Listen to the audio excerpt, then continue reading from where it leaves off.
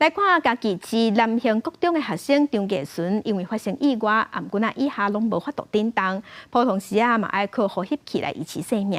伊的手无法度夹笔，敢若会当用喙夹笔来写字。不过伊对学习的坚持和用心，是可以摕到今年的总统教育奖。讲座员哪听哪写，甲张继顺所讲的话写来。张继顺伫上课的时阵，边拢爱有讲座员斗相共。上课要抄东西的时候，老师写的重点要把它写下来，还有那个帮他翻书，然后帮他准备考试的东西，还有他需要什么上课的东西都要帮他准备。他作答没有办法说像别人可能写一个字，可能了不起几秒钟，他可能一个字要写好几分钟，因为他是用嘴巴用嘴工笔一个字一笔一画慢慢写。学校讲，张继顺伫咧学习这方面正坚持，毋但每一节课拢有上，甚至下昼放学了，还佫定定看到伊留来上辅导课。伊对家己的成绩正注重，学校也另外替伊传考场考试。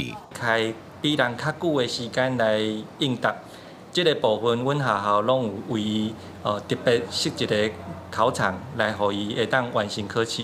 他念出来，然后我再写下来。然后如果说有的数字比较大，然后他没办法心算，我就会把它列指示下来，然后就列好之后，然后他再讲答案，我再把它写下来，然后再把它放进算式中。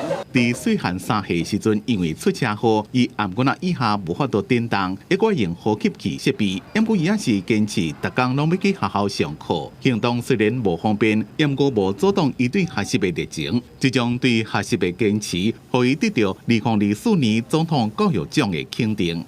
记者综合报道。